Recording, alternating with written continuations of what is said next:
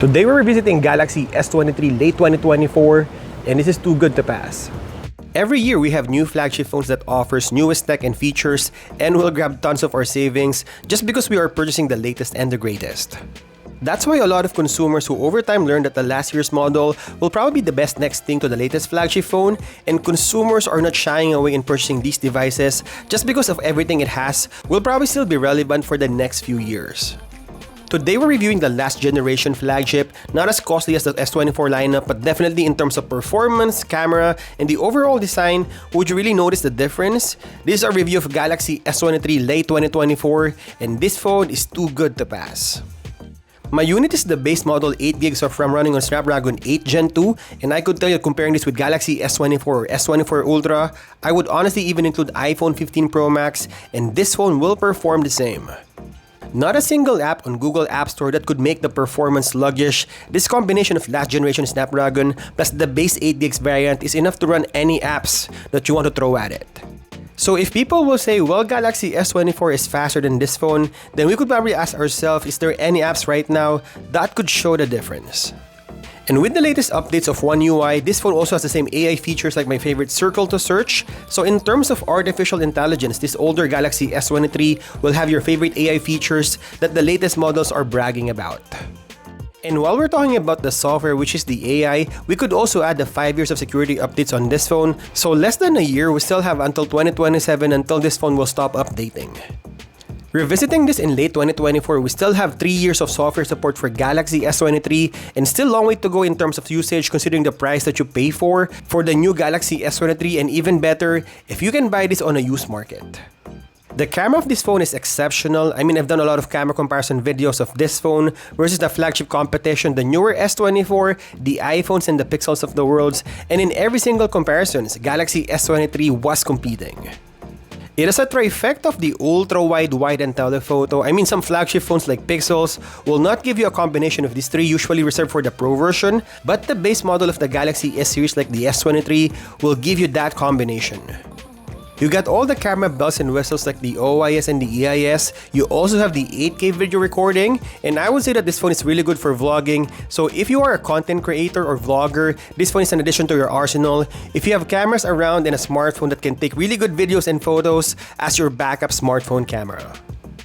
This is Galaxy S24 in 4K 30fps. We're testing it against Galaxy S23. This is the main sensor. The 3x, 5x, and you have the 10x,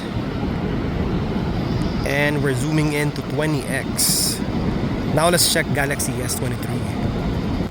Now this is Samsung Galaxy S23.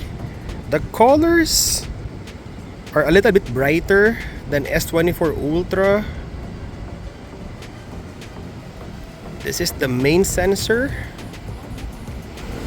The 3x optical zoom. The colors are really good and bright. And we're zooming into 12x. Now this is the 8K video recording. And let's check the resolution, the details. Those are good details on this plant. And look at the subject separation around here. Pretty solid phone. And this is the low light video performance of Galaxy S23. Still a strong performer after 2 years. And this is the selfie video recording in UHD or 4K at 60fps. Really good for vlogging. Now let's take some pictures now.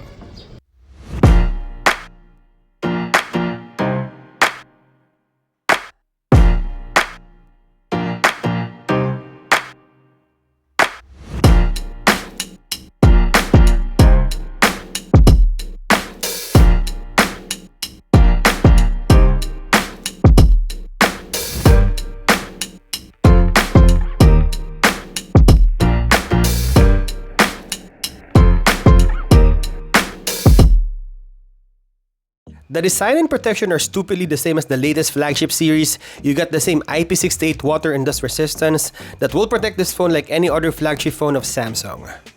You got the minimalist looking camera module at the back, and I dare to snap a case on this phone like this black Spigen Air case, and you wouldn't know which phone it is if it is an S23 or an S24.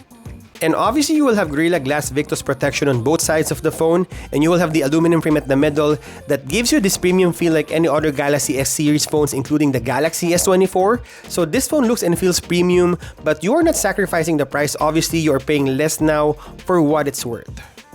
Even on the screen department, you wouldn't see much of a difference between the two. I should say that Galaxy S24 is a little bit brighter outdoors compared to Galaxy S23, but then again, on a real-world situation, you wouldn't really notice the difference.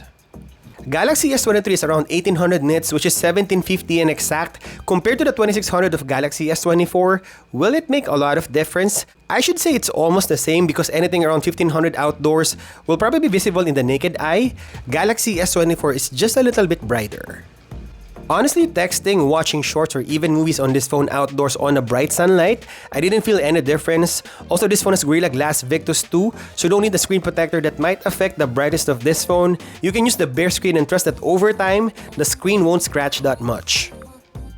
The battery size is also comparable to the latest Samsung Galaxy S24. It has 3900 mAh compared to the 4000 of Galaxy S24. I guess the size also played its part physically. Because of the smaller 6.1 inches, you can only squeeze as much battery on this phone, but you also have a smaller screen that burns the battery, and also with a lower brightness of 1750 nits. You may find Galaxy S23 neck to neck with the flagship Galaxy S24. Obviously, the efficiency on gaming will play its part, but on a day-to-day usage, I could easily use this phone 1.5 days on a moderate use, and on gaming, a solid 5 hours on Mobile Legends. On the charging department, we are not missing on anything. It is a regular 25 watts fast charging, not as fast as Xiaomi or OnePlus, but you can get from 0 to 50% in 30 minutes, and for almost an hour, you will get this phone fully charged. It also has some really neat wireless features like the 15 watts wireless charging and the 4.5 watts reverse wireless charging. For the price, I was able to purchase a used Galaxy S23 for 450 Canadian dollars, which is around 330 US dollars. And if you talk about budget phones, this is under the mid-range category. Obviously, you have to be careful in buying this phone secondhand. If it's network locked or blacklisted, I would buy Galaxy S23 instead of purchasing a brand new Galaxy A55 and even an A35. I think it's really hard to beat the value of the older flagship phones, especially the last generation. With the underwhelming upgrades and new features that manufacturers are adding to the latest phones, they're not offering as much as it used to be. I could say that the smartphone market is plateauing a little bit, and if you look on the Samsung brand, you might see a little bit of overpricing on the mid-range segment and really skyrockets for the flagship S series. With Galaxy S23's performance, especially the combination of Snapdragon 8 Gen 2 and the base 8GB of RAM, the trifecta of the ultra-wide main and the telephoto, and the remaining 3 years of software support, Galaxy S23 is still worth it in 2024, and it's too good to pass.